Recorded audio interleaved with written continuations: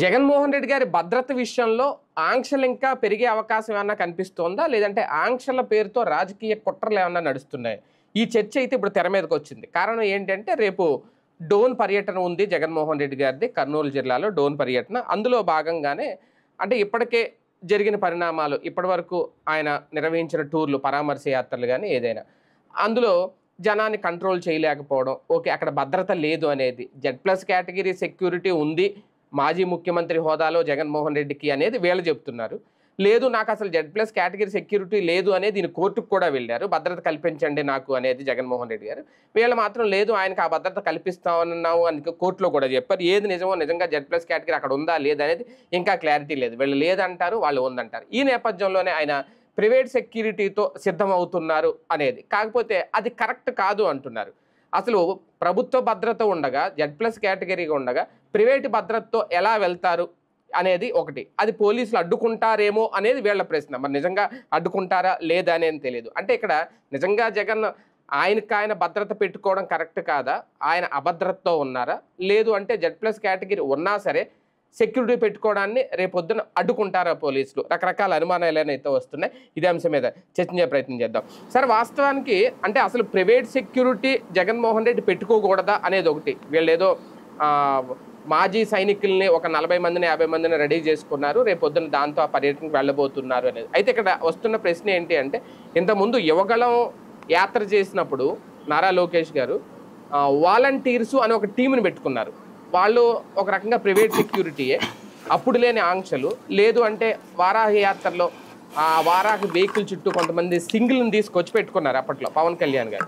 వాళ్ళు ప్రభుత్వం కల్పించిందంటే వాళ్ళు కూడా ప్రైవేట్ సెక్యూరిటీ. అలాగే బౌన్సర్స్ని పెట్టుకుంటారు. ఇవన్నీ అంటే వాళ్ళకి లేని ఆంక్షలు. ఈయన మాజీ ముఖ్యమంత్రి కాబట్టి ఇక్కడ ఆంక్షలు ఏమన్నా ఉంటాయా? ప్రైవేట్ సెక్యూరిటీతో వెళ్ళడం అనేది జగన్మోహన్ రెడ్డి గారు చేసే ఒక పెద్ద తప్పు ఏమన్నా అవుతుందా? దీన్ని ఎలా చూడాలి? రాధాకృష్ణ గారిపై ఇచ్చాను, మనం ఎందుకు నెత్తిన పెట్టుకోవాలి? వాళ్ళు రాసేటప్పుడు కొంచెం కామన్ సెన్స్ ఉండాలి కదా. ప్రైవేట్ సెక్యూరిటీ అనేటటువంటిది ప్రతి ఒక్కళ్ళు పెట్టుకోవచ్చు. మనం షాపుల దగ్గర అంత పోలీసులను ఇస్తారా ఏంటి? ఇళ్ళ దగ్గర అంత పోలీసులను ఇస్తారా ఏంటి? అపార్ట్మెంట్ దగ్గర పోలీసులను ఇస్తారా ఏంటి? ఎవరికాడు ప్రైవేట్ సెక్యూరిటీనే కదా పెట్టుకునేది. ప్రైవేట్ సెక్యూరిటీ ఎట్లా పెట్టుకుంటారు, దాన్ని ఎట్లా ఒప్పుకుంటారు అని రాశాడంటే ఆయనకంటే మూర్ఖత్వం. అంటే ఆయన రాసి ఉండడు కానీ వాళ్ళు రాసేటటువంటి వాళ్ళు ఇదివరకు విశాలాంధ్ర ప్రజాశక్తిలో సిపిఐ కార్యకర్తలు, సిపిఎం కార్యకర్తలు జర్నలిస్టులుగా పనిచేసేవాళ్ళు. వాళ్ళు ముందు కార్యకర్తలుగా ఉండేవాళ్ళు, ఆ తర్వాత వాళ్ళకి ఉపాధి అవకాశాల భాగంగా ఆ పదవి ఇచ్చేవాళ్ళు. అట్లా కంటిన్యూ అయిపోతూ ఉండేవాళ్ళు. వాళ్ళు ఆ వార్త రాసేటప్పుడు కూడా ప్రతిసారి కూడా ఆ కమ్యూనిస్ట్ ఐడియాలజీతోనే రాస్తారు సహజంగా. ఎప్పటికి కూడా మీరు చూస్తే ఆ ప్రతి వార్తలో కూడా కమ్యూనిస్ట్ ఐడియాలజీతో రాస్తారు. మనకి ఈనాడంటే ఇవాళ నాలాంటి వాళ్ళందరం పుట్టుకొచ్చింది అక్కడి నుంచినే. ఆ భావజాలాలు అప్పుడు లేవు. ఇవాళ రోజున వాళ్ళ వార్తలు చూస్తుంటే కార్యకర్తలను ఏమన్నా జర్నలిస్టులుగా పెట్టుకున్నారని డౌట్ వస్తుంది. లేదా డస్కులు ఏమన్నా సీనియర్ కార్యకర్తలను ఏమన్నా అపాయింట్ చేసుకున్నారా అని చెప్పేసి. రాసే దాంట్లో ఎక్కడా నిజాయితీ లేదు ఒక ఎత్తు. ఆ రాస్తున్న తీరే విచిత్రంగా ఉంటుందన్నమాట. అంటే జగన్ ఏం చేసినా బూత్ కింద చూపించాలి ప్రజలకి. అలాగే ప్రతి వార్తలో ఇదివరకు ఏనాడన్నా ఉంది ఇట్లాగా, ఇది ఇళ్లకి సంబంధించిన స్థలాలకి సమస్య వచ్చింది. వైసీపీ టైంలో అయితే సరిగ్గా చెయ్యకపోయినా ఇప్పుడు సరిగ్గా చేద్దామనుకున్నా అధికారులు అడ్డుపడుతున్నారు. ఏందో అది అర్థం కాదు. ప్రతి దాంట్లో కూడా ప్రతి వార్తలో ఇదివరకు ఏంటంటే వార్తల్ని వార్తల్లాగా ఇచ్చి front page, back page, central spread, మధ్యలో ఎడిటోరియల్ కాలమ్స్లో వీళ్ళ భావజాలం రాసేవాళ్ళు. ఆ తర్వాత కాలంలో దరిద్రం ఏమొచ్చిందంటే రాజకీయ నాయకులు ఎడిటోరియల్ కాలమ్స్ రాయడం బిగించేశారు. వాస్తవంగా ఇదివరకు ప్రింట్ మీడియాలో థర్డ్ పేజీ జర్నలిస్టులు అంటే చాలా మేధావులు అని అర్థం. ఇప్పుడు ఈ ప్రొఫెసర్ నాగేశ్వర్ గారు లాంటి వాళ్ళు, తెలకపల్లి రవి గారు లాంటి వాళ్ళు అట్లాగా ముందుకు వచ్చినటువంటి వాళ్ళే. ఏది థర్డ్ పేజీ కాలమ్స్ చాలా డెప్త్తో హోంవర్క్తో రాయాల్సినటువంటి, అతని పేరేంటి, మన ఉడుమల సుధాకర్ రెడ్డి అంటే వాళ్ళు అందరూ అట్లా వచ్చినటువంటి వాళ్ళు. థర్డ్ పేజీ కాలమ్స్ రాయడం అంటే గ్రేట్గా ఉండేది అప్పుడు. వివి కృష్ణారావు గారు ఇట్లాంటి వాళ్ళు అందరూ కూడా. ఇవాళ రోజున థర్డ్ పేజీ కాలమ్స్ అంటే రాజకీయ నాయకులు రాస్తున్నారు. ఏది మేనేజ్మెంట్స్తో పలుకుబడి ఉన్నటువంటి రాజకీయ నాయకులు చెప్తే థర్డ్ పేజీ కాలమ్స్ రాస్తారు. అంటే వాళ్ళ పార్టీ వెర్షన్స్ రాసేస్తున్నారు అక్కడ. అదే ఇప్పుడు జనరల్ న్యూస్లో అలవాటైపోయింది. జనరల్ న్యూస్లో ఇప్పుడు మీరు చెప్పినటువంటి పాయింట్స్ ఉన్నాయి కదా. పవన్ కళ్యాణ్కి ప్రైవేట్ సెక్యూరిటీ ఉంటుంది, ఇవాళంటే పోలీసులు ఉండొచ్చు. లోకేష్కి ప్రైవేట్ సెక్యూరిటీ ఉంటుంది. చంద్రబాబు నాయుడు గారు అప్పుడు చంద్రదండు అంటే ఏంటేంటి, అది చంద్రదండని ఉండేది ఆయన పాదయాత్ర చేసేటప్పుడు. ఏంటది? ప్రైవేట్ సెక్యూరిటీ కాదా? అదేమంటే కార్యకర్త. వీళ్ళు ఇక్కడ ప్రైవేట్ సెక్యూరిటీని పెట్టుకున్నారు. అందులో ఆ కార్యకర్తలు మానిటర్ చేసేది ప్రైవేట్ సెక్యూరిటీ వాళ్ళే దాన్ని, అంతేగాని స్వయంగా వీళ్ళు కూడా పెట్టుకున్నారు కదా సార్. అదేనేది లోకేష్ గారు వాలంటీర్స్ 50 మందిని పెట్టుకోలేదు. అదేనేది వాళ్ళకి ఆ పేరు పెట్టారు. ఈయన కూడా ఇట్లా పెట్టాలనుకుంటా వీళ్ళు చెప్పినట్టు. కాకపోతే వాళ్ళకు ఉన్నటువంటి బుద్ధి అది జనం ఏమనుకుంటారు అని ఫీల్ అవ్వట్లేదు. ఎందుకంటే వీళ్ళు ఫీల్ అవ్వాలి, అరే మా కట్టర్ తెలుగుదేశం కార్యకర్తరా అని ఫీల్ అయితే చాలు. మనకి చంద్రబాబు గారి దగ్గర ఆశీస్సులు ఉంటాయి, అసెంబ్లీ లైవ్ పర్మిషన్స్, లేకపోతే బాబు గారి ప్రోగ్రామ్ లైవ్ పర్మిషను, ఎలాంటి టెండర్లు లేకుండా తీసుకోవచ్చు. అలాగే కావాల్సిన పనులు చేయించుకోవచ్చు. దానికోసం పూర్తిగా మనం జర్నలిజాన్ని ఎప్పుడో త్యాగం చేసేసాం. ఇప్పుడు ఆ జర్నలిజపు త్యాగం పతాక స్థాయికి వెళ్ళిపోయి రాజకీయ పార్టీ కార్యకర్తల్లో కూడా, తెలుగుదేశం కార్యకర్తల్లో నాకు తెలిసి నేను గమనించిన సీనియర్లు అందరూ కూడా చాలా జెన్యున్గా మాట్లాడతారు, చాలా జెన్యున్గా మాట్లాడతారు. తప్పున్నది మావాడి దగ్గర, తప్పట్లేదు వాడి మూలంగా ఇచ్చేస్తున్నారు కానీ ఇది తప్పేనబ్బా అని మాట్లాడేవాళ్ళు ఇదివరకు. అలాంటి స్టేజ్ నుంచి ఇప్పుడు కట్టర్ ఫీలింగ్స్ అనమాట. మా వాడు ఏం చేసినా తప్పే లేదు, ఎదురుడు ఏం చేసినా తప్పే అనేటటువంటి ఒక దాన్ని ఏమంటారంటే వితండవాదపు ధోరణిని వీడు పెంచుతున్నారు. వీళ్ళు ఆ తెలుగుదేశం పార్టీకి ఇది ఏమాత్రం ప్రయోజనకరం కాదు. మరి వాళ్ళు ఎప్పుడు అర్థం చేసుకుంటారో తెలియదు కానీ అధికారంలో ఉన్నప్పుడు ఎప్పుడు కూడా మనం చేసేదంతా రైట్గా అనిపిస్తుందండి. ఇప్పుడు ఫ్యాక్షనిస్ట్ దగ్గర ఉన్నటువంటి నాయకుడు కార్యకర్త ఆడు గొప్పోడనే ఫీల్ అవుతాడు. రౌడీ దగ్గర ఉన్నటువంటి వాడు మా వాడు అసలు ఎదురు వాళ్ళకి నొప్పి కలగకుండా మర్డర్ చేస్తాడు అంటారు. రక్తం పెద్ద రక్తం కారదు, జస్ట్ అక్కడ గీస్తాడంతే పోతారు అవతల వాళ్ళు, అంత నిజాయితీగా చేస్తాడని చెప్తారు వాళ్ళు మర్డర్ చేసేటప్పుడు. అట్లాగుంది ఇప్పుడు వీళ్ళ వ్యవహార శైలి. మావాడే ఏం చేసినా రైటు, ఎదురుడే ఏం చేసినా రాంగు. అదేది 58 మందితో Z+ కేటగిరీ సెక్యూరిటీ ఇచ్చారట.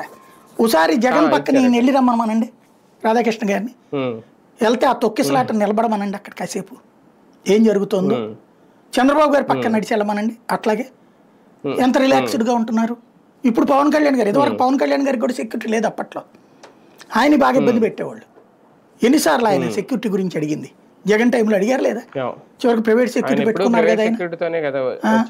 అంటే సఫర్ అవుతారు. ఇక్కడ ఒకటేంటంటే మాస్ లీడర్లు వీళ్ళు, పబ్లిక్ గ్యాదరింగ్ ఎక్కువ ఉంటుంది జగన్కైనా పవన్కైనా సరే, ఎగబడిపోయే తరం ఎక్కువ. ఇదేంటంటే క్లాస్ బ్యాచ్, తెలుగుదేశానికి ఆర్గనైజ్డ్ క్యాడర్. వాళ్ళు ఒక చోట కూర్చోండాయా బాబు గారు వస్తారంటే కూర్చుంటారు, ఒక చోట నుంచోండాయి అంటే నుంచుంటారు.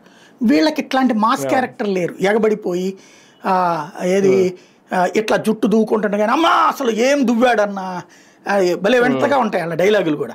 ఇప్పుడు పవన్ కళ్యాణ్ మామూలుగానే నడుస్తాడు, ఆయన ఏమి సపరేట్గా నడవరు కదా. అబ్బా అసలు ఆ నడక చూస్తేనన్నా ఈడు కూడా అట్లాగే నడుస్తాడు ఈ మాట్లాడేవాడు కూడా. కానీ అదొక ఫీల్. ఈవెన్ జగన్ దానికి కూడా అంతే, అదొక ఫీల్ వాళ్ళది. మావాడు నడిస్తే మాసు, కదిలితే మాసు, ఊస్తే మాసు, ఇట్లాగా ఉంటాయి వాళ్ళ. అలాంటి క్యారెక్టర్లకు సంబంధించి అదే మీద పడిపోయి చెయ్యి ముట్టుకుంటే చాలు నాకు అనేటటువంటి ఒక విచిత్రమైనటువంటి మెంటాలిటీ. అలాంటి వాళ్ళు అలాగని అందరూ అట్టు ఉండరు, అదొక బ్యాచ్ 10% ఉంటారు అట్లాగా. ఆ 10%తోనే వీళ్ళు సఫర్ అవుతుంటారు, పవన్ అయినా జగన్ అయినా సరే. దానికి సొల్యూషనే పోలీసులు చుట్టూతా మోహరించి మీద పడకుండా చూడాలి. వీళ్ళే దగ్గరికి వెళ్ళి చేతులు తాకిస్తే ఓకే.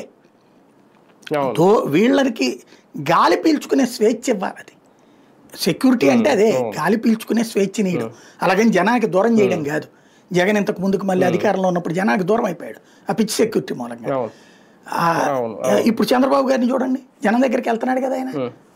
కాబట్టి సార్ ఇందులో ఇంకో కోణంలో ఆలోచిస్తే ఓకే, ఇప్పుడు ఈయన వాళ్ళ వెర్షన్ చూసుకుంటే టీడీపీ వాళ్ళ వెర్షన్ లేదా ఆంధ్రజ్యోతి వెర్షన్, ఈయన వెళ్తుంటే ఆ కార్ల కింద పడిపోయి తొక్కించేసుకుని జనాలు చంపేసుకుని వెళ్ళిపోతున్నాడు కాబట్టి జగన్మోహన్ రెడ్డి ఓకే దాన్ని కంట్రోల్ చేయడానికి ఒక 50 మందినో ఓకే జగన్ ఆర్మీ అనో ఏదో ఈయన పెట్టుకున్నారు సెక్యూరిటీ.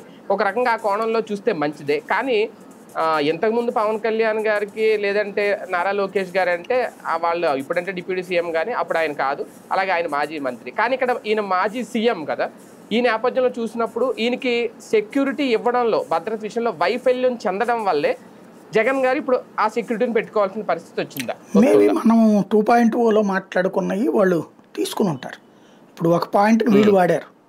మొన్న మనం మాట్లాడుకున్నది ఏది, ఇదేదో వాళ్ళ దగ్గర వీళ్ళే డబ్బులు పెట్టి చేస్తే తప్పించి కేసు నిలబడదు అనేది. డబ్బులు పెట్టారు, అదొకటి నడుస్తుంది. అట్లాగే వీళ్ళది కూడా మనమే చెప్పాం, సెక్యూరిటీ సొంతగా పెట్టుకోవాల్సిందే, ఎందుకంటే ప్రభుత్వం ఉద్దేశపూర్వకంగా దెబ్బతీస్తుంది. జగన్ దగ్గరికి రాకుండా 2,500-3 వేల మంది పోలీసులు పెడుతుంది, జనాన్ని రానియకుండా. అంతేగాని జగన్ వెనకాల 1000 మంది పోలీసులు పెట్టలేకపోతుంది.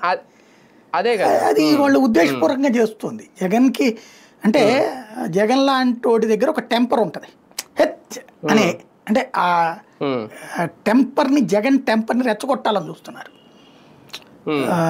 ఇప్పుడు పవన్ కళ్యాణ్ అభిమానుల మీద పడుతున్నప్పుడు ఇదిలిచ్చిన సందర్భాలు ఉన్నాయి. దాన్ని అప్పుడు తెలుగుదేశం నెగిటివ్గా చూపెట్టేది, తర్వాత తెలుగుదేశంతో కలిసాక వైసీపీ నెగిటివ్గా చూపెట్టేది. ఆ వీడియో వేసి కార్యకర్తలు అంటే చూడు, అలాగే బాలయ్య చెంపసాచి కొట్టినటువంటి ఇట్లాంటివి ఉంటాయి. అట్లాగా జగన్ దగ్గర నుంచి జరగాలని కోరుకుంటున్నారు వీళ్ళు. ఫ్రస్ట్రేషన్ రావాలి జగన్, ఎందుకంటే కార్యకర్త, దూరమైన కార్యకర్త మళ్ళీ దగ్గర అవుతున్నాడు. జగన్ని వాలంటీర్ల, ఇప్పుడు ఇవాళ తెలుగుదేశం కార్యకర్త ఆ ఏరియా మారాజండి, ఓ రకంగా పనులు చేపించి పెట్టేటటువంటి పవర్ బ్రోకర్లుగా ఉంటున్నారు వాళ్ళు. అలాంటి స్టేజీ వైసీపీ వాళ్ళు ఎక్స్పెక్ట్ చేశారు. జనం అట్లాంటిది ఎక్స్పెక్ట్ చేయరు, పవర్ బ్రోకర్ల దగ్గరికి పోవాలని కోరుకోరు. అతను ఉద్దేశం కరెక్ట్గానే చేశాడు జగన్, దాన్ని సరిగ్గా ఎస్టాబ్లిష్ చేసుకోవడంలో ఫెయిల్ అయ్యాడు అతను. దాంతో ఇప్పుడు వీళ్ళు మళ్ళీ ఇచ్చేసి తెలుగుదేశం కార్యకర్త తరహాలో కార్యకర్తలకు ఇచ్చేసేటప్పటికి వైసీపీ కార్యకర్తకి కాస్త పించింగ్ ఉంటుంది.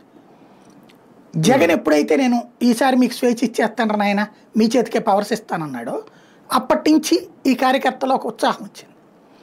రెండవది ఏమైపోతుంది, ఇప్పుడు వచ్చేస్తున్నారు కేడర్ వెనక్కి, భయపడ్డాడు, పారిపోయినాడు, దాక్కున్నాడు, వెనక్కి వస్తున్నాడు. సస్తే ఏమైంది అయితే 4 రోజులు జైల్లో పెడతారు కానీ అనేసి. దీన్ని కంట్రోల్ చేయాలి. ఇప్పుడు కంట్రోల్ చేయాలంటే జగన్ దగ్గరికి జనం రాకుండా ఉండాలి. మొన్న నెల్లూరులో అసలు ఇంతవరకు మనం ఎప్పుడన్నా విన్నామా ఇన్ని సంవత్సరాల చరిత్రలో గుంట తవ్వి జనాన్ని రానియకుండా అనేటువంటిది కొత్త టెక్నాలజీ. అట్లాగా వాళ్ళు ఏదో ప్రయత్నం చేస్తున్నారు దాంట్లో నుంచి, అక్కడ కూడా వర్కౌట్ కావట్లేదు. ఇక వచ్చే జనాల గురించి నెగిటివ్గా ప్రచారం చేయాలి. ఇక జగన్ ఎట్లా చేస్తున్నారు ఇప్పుడు నాకు తెలిసి రేపటి నుంచి చూడండి, ఆ సెక్యూరిటీ కార్యకర్తను కొట్టారు, తోశారు, దాంతో కార్యకర్త మదనపడ్డాడు. అహంకారం ఏంటిది, జగన్ ఇంతకుముందు అంతే మమ్మల్ని పోలీసులు దూరం పెట్టాడు, ఇప్పుడు మళ్ళీ దూరం పెట్టిస్తున్నాడు అని చెప్పి ఫీల్ అయ్యారు అని రాస్తారు చూడండి మీరు రేపు భవిష్యత్తులో. అంటే వీళ్ళ మెంటాలిటీ మనకు అర్థమవుతుంది కాబట్టి నెక్స్ట్ రాసే వార్త జ్యోతి అదే ఉంటుంది. అక్కడికి వెళ్ళినప్పుడు ఆ ప్రైవేట్ వాళ్ళు దగ్గరికి రానియకుండా చేశారు, దాంతో ఇక జగన్ ఎవడు గెలిపించలేడు, జగన్ కార్యకర్తలకి ఎవడైనా దగ్గరికి వెళ్ళాలి, అంతేగాని చంద్రబాబుకి లేనిది, పవన్ కళ్యాణ్కి లేనిది ఒక్క జగన్కే వచ్చిందా, కార్యకర్తను కూడా ముట్టుకొనియడా, కార్యకర్తను దగ్గరికి రానియడా అని చెప్పేసి ఫీల్ అయ్యారు అని రాస్తాడు రేపు పొద్దున. దానికి ఇది స్టార్టింగ్ పాయింట్ అనమాట, అంతే. అంటే ఇప్పటికే మొదలైపోయింది కార్యకర్తలు దగ్గరికి రాకుండా అడ్డుకునే కుట్రలో ఈ జగన్ ఆర్మీ అని ఇప్పటికే మొదలైంది ఒక రకంగా. కానీ ఒకటి సార్, ప్రైవేట్ సెక్యూరిటీ పెట్టుకునే విషయంలో పర్మిషన్ ఏమన్నా తీసుకోవాలా, లేదంటే రేపొద్దున్న ఇలాంటి టూర్లో ఆంక్షలు ఏమన్నా విధించే అవకాశం ఉంటుందా పోలీసులు? మేబీ వీళ్ళు కేసులు ఫేస్ చేయాల్సి రావచ్చు. వీళ్ళు ఏదో ఒకటి సృష్టిస్తారు, ప్రైవేట్ సెక్యూరిటీ అట్లా చేశారు ఇట్లా చేశారని భయపెట్టే ప్రయత్నం చేస్తారు. ఇప్పుడు ఆయన సెక్యూరిటీ, ఆయన డ్రైవర్నే భయపెట్టారు కదా మొన్న కేసు సందర్భంగా తీసుకెళ్ళి.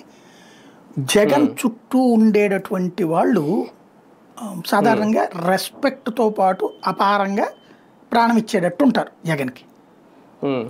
వాళ్ళందరికీ ఈ జగన్ వల్ల మనకి ఏ ప్రయోజనం లేదు, ఏదో మన డ్యూటీ మనం అనే ఒక సైకలాజికల్ ఫీలింగ్ క్రియేట్ చేయగలిగారు వీళ్ళు. ఏది ఆయన పేరేంటి, ధనుంజయ రెడ్డి, కృష్ణమోహన్ రెడ్డి, ఇప్పుడు ఈ డ్రైవరు, ఇట్లాంటి వాళ్ళందరూ ఎప్పుడైతే ఆ కేసులు ఆ గొడవలు ఫేస్ చేస్తారో వీళ్ళకి సాధారణంగా ఇంకెందుకు వీళ్ళతో మనకి పెంటంతా అనే, ఈయన కోసం మనం ఎందుకు త్యాగం చేయాలనే ఫీలింగ్ రావాలి. అట్లాంటి ఫీలింగ్ ఇప్పుడు వీళ్ళకి కూడా కల్పించే ప్రయత్నం చేస్తారు. ఇప్పుడు రేపు పొద్దున ఏ పోలీస్ అధికారుల చేతనో సెక్యూరిటీ ఇన్ఛార్జికి నోటీసు, ఆ సెక్యూరిటీ తోసిన ఆయన్ని మా దగ్గరికి రమ్మన్నారు, ఇలాంటివి జరుగుతాయి భవిష్యత్తులో. ఆల్రెడీ వీళ్ళు రాసేసారు కదా, ఈ ప్రైవేట్ సెక్యూరిటీ జగన్ దగ్గర ఉన్న పోలీసులను అడ్డుకుంటే ఇంకా వాళ్ళు ఎందుకు, ఇంకా అప్పుడు వీళ్ళని పక్కన పెడతారా, ఇవన్నీ వీళ్ళు రేట్ చేసేసారు.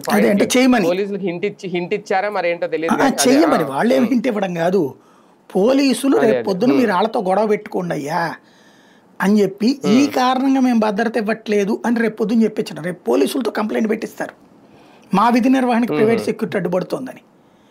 ఇక్కడ ప్రధానంగా ఒక ఇంటెన్షన్ జరుగుతున్నది ఏంటంటే జగన్ని తామేమీ చేయకుండా ఆయన వేలుతో ఆయన కన్ను పొడిపించుకునేటట్టు చేసే ప్రయత్నం చేస్తున్నారు.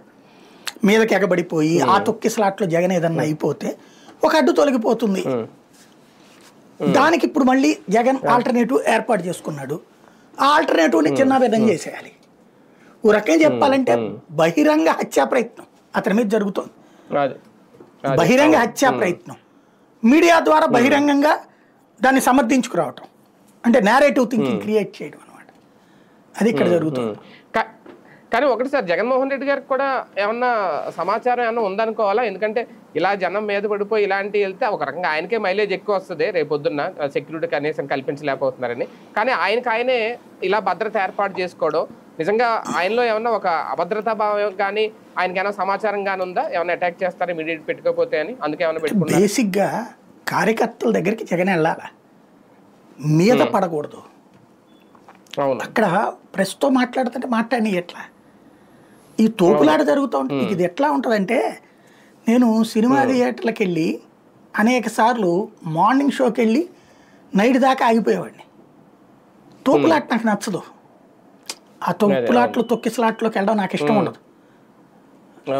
స్కూల్ దశలో కాలేజీ దశలో సినిమాకి వెళ్ళినప్పుడు జనము ఇప్పుడంటే ఆన్లైన్లో వచ్చినాయి, కానీ అప్పుడే ఆడ ఉన్నాయి క్యూ లైన్లో. పొద్దున్నే మనం ఉదయాన్నే 6ంటికి వెళ్తే 11 షోకి టికెట్ రావడం అంటే ఫస్ట్ వెళ్ళి నుంచోవాలి అక్కడ.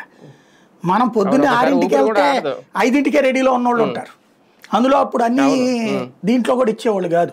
ఓ 50 టికెట్లు ఇచ్చేసి అందులో మన ఎన్ని 40 బ్యాచ్లే కదా, 50 టికెట్లు ఇచ్చేటప్పటికి ఆపడేస్తారు, మిగతా బ్లాక్లో అమ్మేసుకుంటారు.